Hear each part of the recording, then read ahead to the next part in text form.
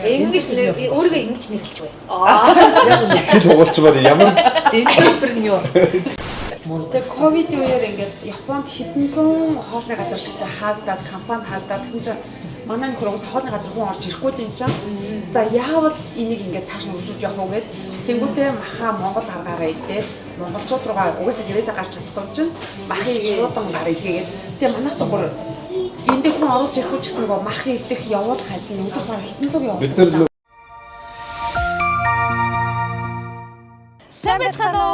Токио хотоос мэдчилжээ. За Nomad Business цоошин дугаараа Токио хотоос явж байгаагийн маш гоё нэг шалтгаан байна.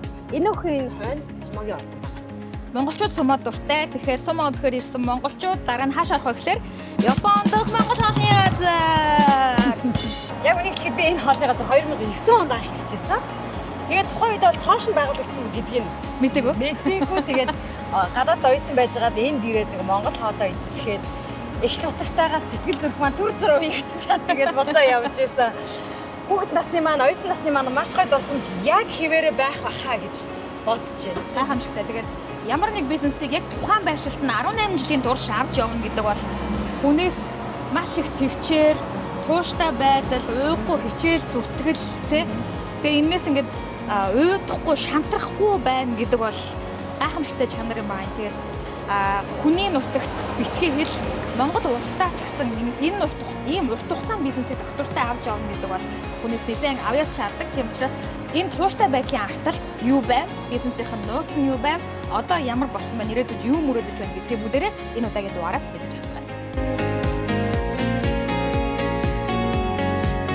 1998 онд 15 настай Сумагийн ертөнцид хөл тавихаар ирсэн Жаал хүүгийн Япон улсад эхлүүлсэн бизнесийн тухай та бүхэнд энэ удаагийн дугаараараа сонирхуулахад бэлэн болсон байна. Тэр хүн бол яг миний ардын зураг байгаа.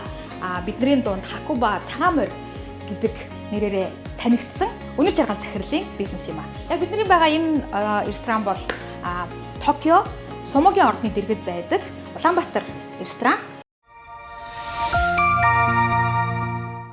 байнгын өршөөлөгч гэж байна. Тэгэнгүүт л нөгөө монголчууд маань одоо энд чинь аяга олон болсон. Тэгээд сурж байгаа, ажиллаж байгаа, амьдарч байгаа. Тэгэнгүүт чинь одоо сурж байгаа оюутнууд нь одоо тий ангийнхаа одоо оюутнуудыг дагуулад монгол хоол идэх дагуулад байдаг ч юм уу. Нэг байгууллагт тий нэг монгол хүн ажилладаг байлаа гэхэд тэр байгууллагын хүмүүс бас танаа улсын хоол ямар байдгийг идэж үзээгэнгүүт чинь нөгөө монголчууд маань дагуулад өгдөг байхгүй. Тэгэхээр чи ингээд японочууд айгүй их өмтлөө тэднийг бас монголчууд маань дагуулж ирж идэг. Тийм байна тий. Тэгээ дараа нөгөө японочууд нь өөрсдөө бас монголчуудгүйгээр өөрсдөө бас ирчдэг болчихдаг тий. Ямар хоол болцоод хэлээ захиалсан байна.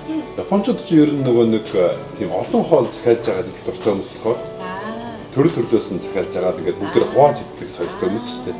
Тэгэхээр нэг юм яг энэ гэхгүй тэгээд яг өөрсдийнхөө нэг дуртай хоолнуудаа захиалж байгаа. Тэгээд бүгдээрээ шеэр хийгээд ирдэг. Нэг хошорыг хоёр хүн орж ичээд нэг хошор захиалдаг юм уу? Одоо монголчууд бол дөрөв хүн орж ирээд нөгөө хошорыг яаж хувааж гаргах вэ? манай хошор чинь монголын шиг тийм том биш заяа. Монголоос ирсэн хүний хувьд бол манай хошор бол зүгээр мини цай. Тэгэхээр чи тэр минийг чинь ахаад 4 хувааш. Ковид болол тэгвэл бүх юм зогсон шүү дээ одоо. Тэгээд бид нар чинь хийх юмгүй болонготлоо нөгөө нэг хоолныхоо газрын хэрэгэлдэг махыг одоо нэг жижиглээд уудлаад монголчууд руугаа шуудангаар явуулъя гэдэг. Тэгээ явуулаад ихсэн аахгүй. Сүүлдээ нөгөө энд бэлэн махыг ирж авдаг хүмүүс хоолны газраас бас гэрлүгөө чүргүүлж авдаг. Эндээс ирээдч авчдаг. Тэгээ сүүлдээ нөгөө бид нар чинь хоолны газар болохоор тэр хүмүүс нөгөө нэг махын ингээд өгөхээр ингээд хажуугаар метроос хоолны хийх болохгүй, үйлчлэхгүй болохгүй ингээд нөгөө хүмүүс ингээд за жоохон хүлээж агаараа байж агаараа гэдэг ингээд махыг ингээд наас цааш нь болохгүй. Тэгэнгүүт чинь нөгөө махыг чинь эндээс ерөөсө салгая гээд тэгээд хажуудаа дэлгүүр нээсэн аахгүй. 23 оны 12 сард гэсэн үү? Дэлгүүрийг байгуулсан. Тэгээ надад айгүй сонирхолтой санагдаад байгаа юм нь худалдагчгүй дэлгүүр гэдэг байгаа байхгүй юу? Огт энэ чи өөр одоо хин нэгэн байхгүй.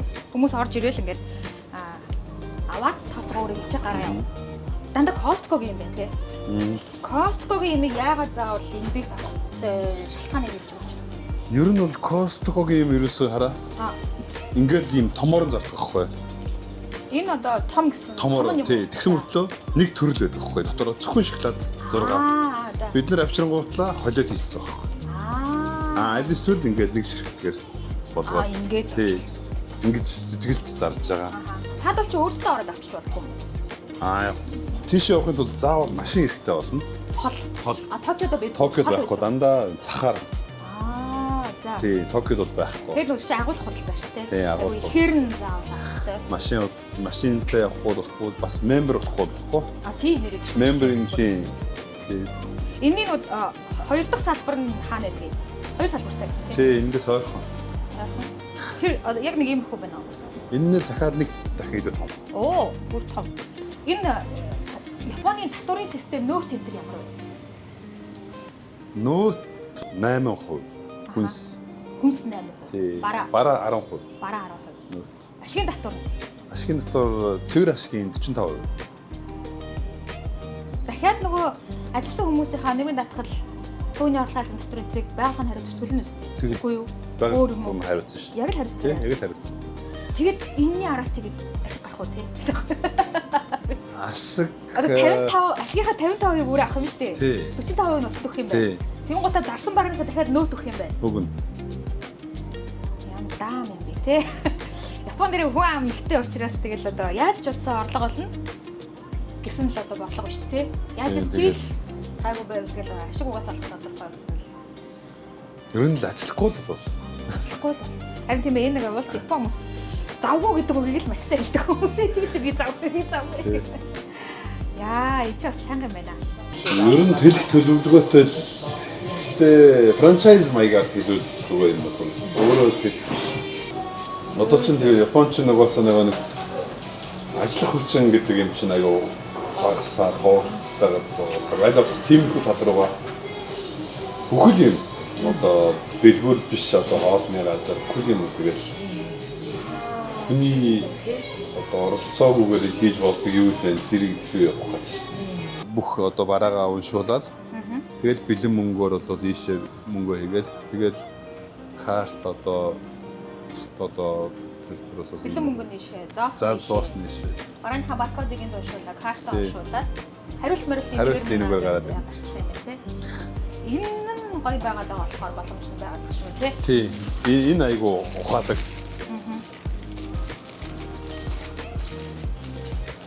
Нөөц шууд ашиг марж хийдв. Нэг одоо нэг бараанаас авч байгаа ашигын хэмжээ 20% болж ш. Тэгтээ зардал багтай хүн цалин болохгүй байх гэдэг чинь өөрөө тийм ашиг болох ашиг ингээд цаашаа үлдэх өгөөжийг айгу сайн тогтоож өгч байгаа гэсэн үг шүү. Тий. Манай Монгол бас адилхан тэг дэлгүүр ажиллуулсан. Тэгээд нөгөө хүн түрээсийн зардал цалингийн зардал гэх яг эзэндээ үлдэж байгаа нь айгу жоох. Тэгэд бас нэг юм байна.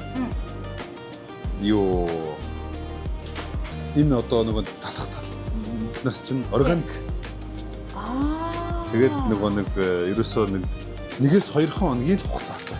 Богино хадгалалт. Тий. Одоо энэ жишээлбэл энэ бол гайгууд орж байгаа. 3 хоног байхгүй. Тэгэд одоо үгүй тэгээд буцаалт гаруул яана. Одоо ингээд энэ бол ингээд гаруул яана. 2 хоногийн хугацаатай. Энэ бол 2 хоногийн хугацаатай. Ерөөсөө л 2 хоногийн хугацаатай. Тэгээд хаягдл гар. Тэг шүү дээ. Тий. Тэрийгээ бас тооцох хэрэгтэй. Бүгдийг тооцсон шүү дээ. За хэрэг зэргийг авах уу? За гадаа бороо орох нь уу, халуун байх нь уу, амралт уу, бүх юм тооцоолж ингэж энэ бараа.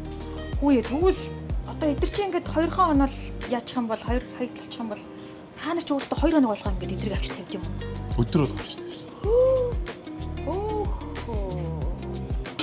Манай хөр ер нь юмыг яаж амарчлах вэ гэдэг юм ингээд шууд унтчих тул ингээд дахиндаа болоод ингээд дахин амрахгүй хүн чинь 24 цагийн хэдэн цагт надад дахин амраадаг байдал маань болохоор ингээд яавал юмыг амарчлах уу яавал одоо энэ хоолны газар ажиллаж байгаа Монгол хоол хийхэд хэцүү ч гэсэн гэхдээ яаж энэ хоолны газрыг амархан болгох вэ яаж орж ирсэн зочинд хурдан хоолыг гаргах уу гэл ингээд тийм бас өксөлж ингэж боцоор аваад хоолойч хэлбэрчлаад дэлгүүрээ ч гэсэн тэнцээ худалдагч ингээд нөгөө удаан цагаар ажиллахаар амар хэцүү байхгүй ингээд байг хүн орж ирэхгүй ч гэсэн ингээд тийм нэгээ суугаад хийн хизээ ороод ирэхгүй ингээд тэрний оронд өөрөө өөртөө үйлчлдэг болонгод ингээд тэнд байгаад одоо тэр ажил хийж байгаа хүнд амар жишээлбэл одоо ард нь одоо манай тэр махыг бэлддэг манай ажилтан мэл баггүй тэр залуу байж тэгээ хэрвээ урд хин нэгэн одоо тусламж өгөх юм бол арашаад тэр өөрөөрөө ороод одоо тэр хүнээс асууч юм тий. Тэгэхээр нэг тийм манай нөхөр угаасаа нэг юм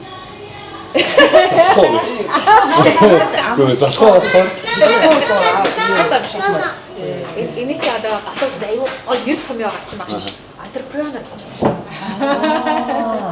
Инновацтай сэтгэлийг бодож олдог хүнийг entrepreneur гэдэг амар. Entrepreneur тийм яг Ингэж өөрийгөө ингэж нэрлэж бай. Хэл хугалчмаар ямар entrepreneur. Entrepreneur гэж монголчууд entrepreneur. Тэгээ ковид үеэр ингээд Японд хэдэн зуун хоолны газар чиглэл хаагдаад компани хаагдаад гэсэн чинь манай нөхөр угсаа хоолны газар хүн орж ирэхгүй юм чинь. За яавал энийг ингээд цааш нь өргөжүүлж явах уу гэд тэнгуүтээ маха Монгол аргаараа идээд монголчууд руугаа угаасаа гэрээсээ гарч чадахгүй чинь махыг шуудан гар ихэгээд тэгээ манайх ч бүр энд хүн оруулж ирэхгүй ч гэсэн нөгөө мах идэх явуулах ажил нь өдөр бараг хэдэн зуун явуулдаг. Бид нар нөгөө хүмүүс ч нөгөө ажил нь амарчаад байдаг. Бид нар болохоор ерөөсөө буузаа ийм хоошроо энэ одоо нөгөө нэг энэ бэлэн юм аа нөгөө нэг тэрийг хөлдөөгөөд явуулчихна. Нөгөө банкнаас нөгөө энэ Японч нь бас нөгөө нэг ийм орлого нь багассан байгууллагууд нөгөө нэг бас зээлмэл олоход жоохон гайгүй юу тий нөхцөл нь тий ягаад гэвэл ковидос болоод орлого нь багассан учраас за яг танах 20% ч юм уу тий орлогоч багассан болохоор танад бол зээл өгөх одоо магадaltaй юм байна гэх. Тэгвэл манайх ч орлого нь өссөн. Танад өгөхгүй. Яг франчайз болгоё гэвэл хизэнээс болгох тийм одоо битээр энэ Википедийн контентыг үзээд хүмүүс хэрвээ санал тавьбал гэж аахгүй юу? Одоо ингээд яг салбарт ингээд хөрөнгө оруулалт хийгээд франчайзыг чи эзэмшээд ингээд хамтраад явъя гэвэл өнөө жаргал захиралтай хизээс холбогдвол болох уу? Хизээд юм. Ер нь бол нэг Япон хүн бас маа санал тавьсан байгаа байхгүй. Оо, nice.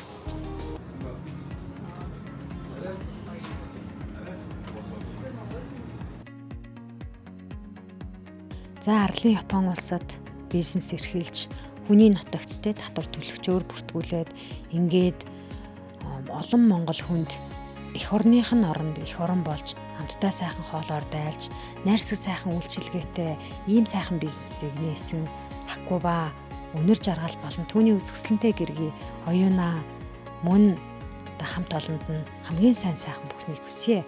Тэгээд олон жил одоо энэ бизнесийг хийж ирсэн чигээ цаашдаа ч гэсэн бити шантраарэ олон салбар нээж олон хүнд бизнесийн зам гарцыг нь нээж өгөөрэй хэмээн хүсээд энэ удаагийнхаа контентийг өндөрлж байна.